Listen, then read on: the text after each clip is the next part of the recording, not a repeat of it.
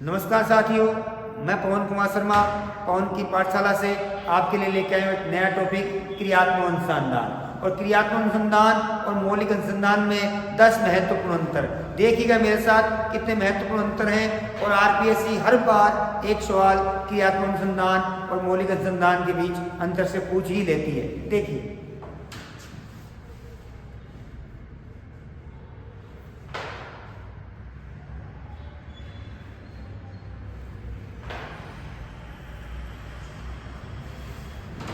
मौलिक अनुसंधान इसका क्षेत्र विस्तृत होता है और यह व्यापक स्तर पर समस्याओं को कवर करता है। क्रियात्मक अनुसंधान इसका क्षेत्र सीमित होता है और अगर सरल शब्दों में कहें तो इसका क्षेत्र केवल विद्यालय और विद्यालय की चार दीवारी होती है और विशेष रूप से सामान्य समस्या को हल करता है। मैं एक बार फिर सरल शब्दों में बता दूं, मौलिक अनुसंधान है इसका क्षेत्र व्यापक होता है, ये पूरे देश में भी हो सकता है, किसी राज्य में हो सकता है, एक जिले में भी हो सकता है। जबकि क्रियात्मक अनुसंधान स्कूल और स्कूल के चार दीवारी के अंदर होता है, तो क्षेत्र का अंतर है। सीधे शब्दों में मौलिक अनुसंधान का क्षेत्र व्यापक होता है और क्रियात्मक अनुसंधान का क्षेत्र सीमित होता है।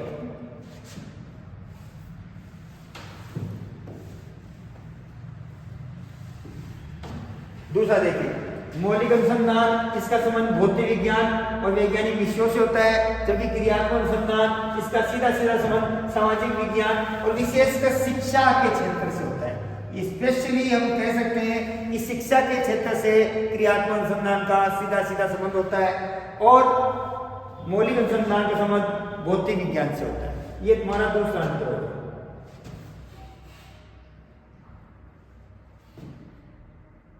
तीसरा अंतर अनुसंधानकर्ता के रूप में देखेंगे।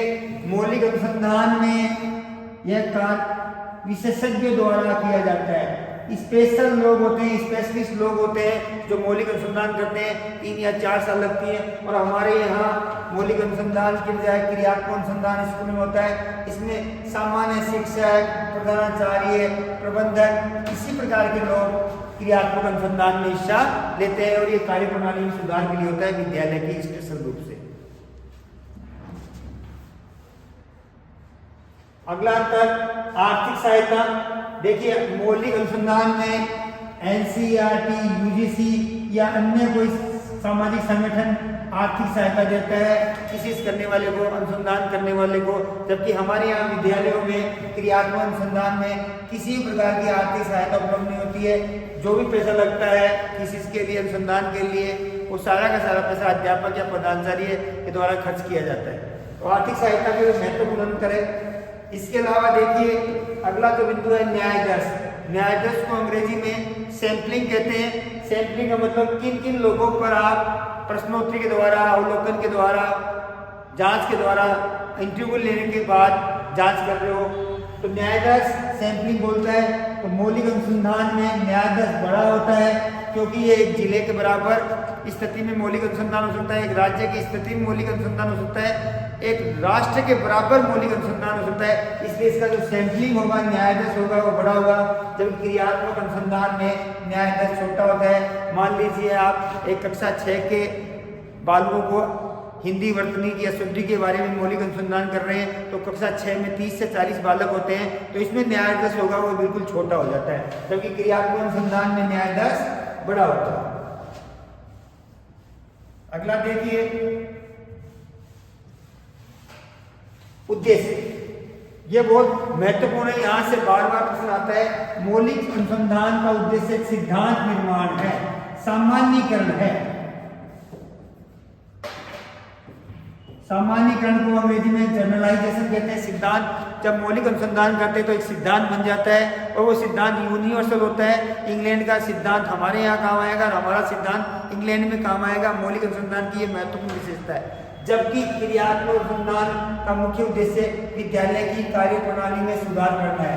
विद्यालय की कार्यप्रणाली में सुधार करना है। विद्यालय की ज्वलंत समस्याओं का त्वरित समाधान ही क्रियात्मक अनुसंधान है। इसलिए यहाँ सिद्धांत निर्माण हो रहा है, मौलिक अनुसंधान में सामान्यीकरण हो रहा है। जबकि यहाँ सामान्यीकरण नहीं होगा, सिद्धांत निर्माण नहीं होगा, केवल और केवल उद्देश्य विद्यालय की कार्यप्रणाली में सुधार करना है। इस प्रकार हम देखेंगे कारण विश्लेषण का अंतर भी हम देखने को मिलता है। यहाँ मौलिक अनुसंधान में सामान्यीकरण किया जाता है और विश्लेषण किया जाता है, जबकि क्रियात्मक अनुसंधान में सामान्यीकरण नहीं किया जाता है। मौलिक अनुसंधान है उसमें हम जनरलाइजेशन कर लेते हैं, उसके नियमों का एक स्थान से दूसरे स्थान पर यूज कर लेते हैं, उपयोग कर लेते हैं, जबकि क्रियात्मक अनुसंधान एक विद्यालय में किया हुआ क्रियात्मक अनुसंधान दूसरे विद्यालय में काम नहीं आता। मान लो किसी विद्यालय के कक्षा 6 के बालक में धूम्रपान करने की प्रवृत्ति पाई गई और हमने अनुसंधान किया और उसका रिसर्च करने के बाद में, क्रियात्मक अनुसंधान करने के बाद में यह पता चला कि अमुक कारणों से उसने धूम्रपान सीखा, तो अगली विद्यालय में कोई जरूरी नहीं है कि वह बालक उन्हीं कारणों से धूम्रपान करता हुआ पाया जाएगा। इसलिए एक विद्यालय का अनुसंधान एक विद्यालय के लिए ही उपयोगी है, दूसरे विद्यालय में भी उपयोगी नहीं है। हम क्रियात्मक अनुसंधान का सामान्यीकरण नहीं कर सकते हैं, जबकि मौलिक अनुसंधान का सामान्यीकरण कर सकते हैं। इसके अलावा हम देखेंगे मूल्यांकन प्रक्रिया।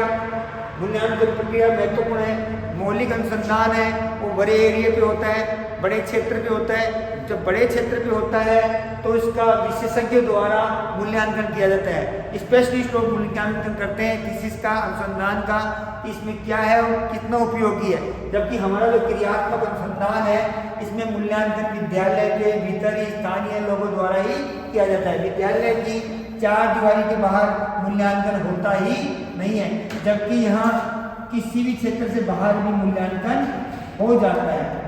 मौलिक अनुसंधान में हम बाहर के लोगों द्वारा भी मूल्यांकन कर सकते हैं, जबकि क्रियात्मक अनुसंधान में केवल और केवल विद्यालय से संबंधित लोग ही मूल्यांकन कर सकते हैं, जिससे विद्यालय का सीधा संबंध है, और चार दीवारी के अंदर के लोग। अभिभावक भी मूल्यांकन नहीं कर सकते हैं, क्योंकि अभिभावक चार दीवारी से बाहर आता है।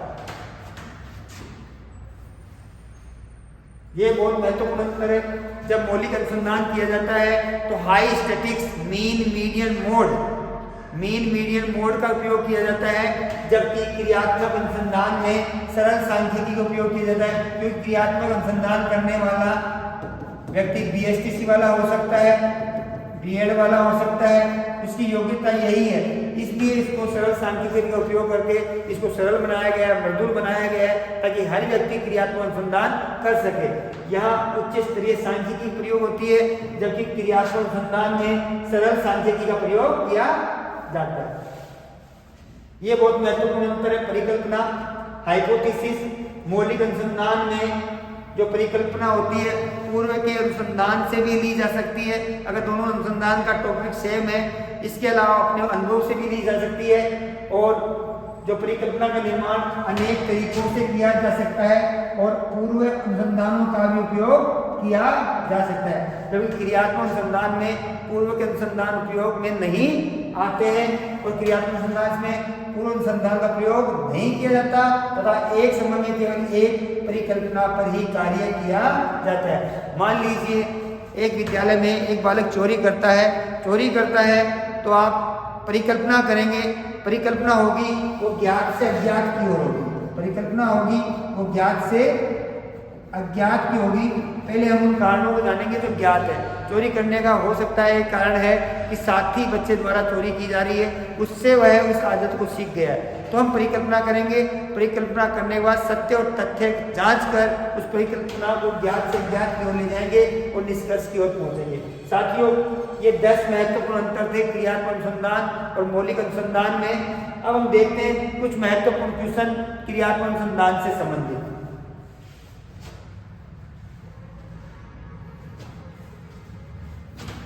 मौलिक अनुसंधान का मुख्य उद्देश्य क्या होता है? मौलिक अनुसंधान पूछा है, क्रियात्मक पूछा। व्यावहारिक समस्याओं का समाधान करने वाला है वो हमारे क्रियात्मक अनुसंधान। नए सिद्धांतों का विकास मैंने बताया था, मौलिक अनुसंधान ये है जो नए सिद्धांतों का विकास करता है। समस्याओं का तत्काल समस्या तत्काल हल ही क्रियात्मक अनुसंधान है, तो तत्काल हल क्रियात्मक अनुसंधान में किया जाता है। और नवाचार करने का कोई उद्देश्य नहीं है, इसलिए मौलिक अनुसंधान का मुख्य उद्देश्य है नए सिद्धांतों का विकास करना।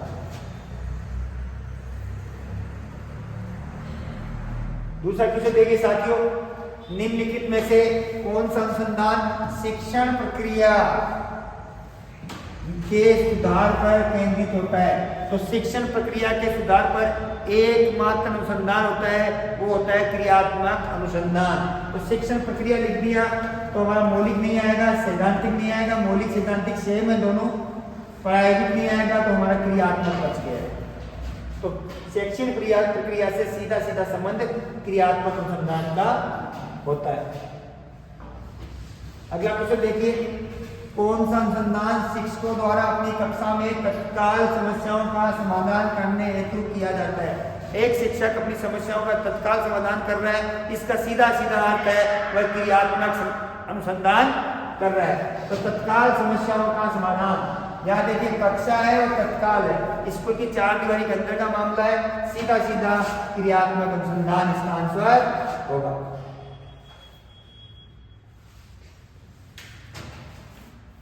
क्रियात्मक अनुसंधान मुख्य रूप से किसके लिए किया जाता है? इसका मतलब किस उद्देश्य के लिए किया जाता है? वैज्ञानिक सिद्धांत विकसित करने के लिए। देखिए वैज्ञानिक सिद्धांत विकसित करने के लिए जो अनुसंधान होता है वो मौलिक अनुसंधान होता है। तत्काल समस्याओं को हल करने के लिए, बिल्कुल तत्काल समस्याओं को हल करने के लिए क्रियात्मक अनुसंधान होता है। सिद्धांत का परीक्षण करने के लिए प्रयोगशाला में ये होता भी नहीं, और पुस्तक लेखन के लिए भी कोई भी क्रियात्मक अनुसंधान नहीं होता। तो हमारा प्रश्न है क्रियात्मक अनुसंधान मुख्य उद्देश्य किसके लिए है? तो तत्काल समस्याओं को हल करने के लिए। तत्काल समस्याओं का तत्काल तरीके से हल करना ही क्रियात्मक अनुसंधान है।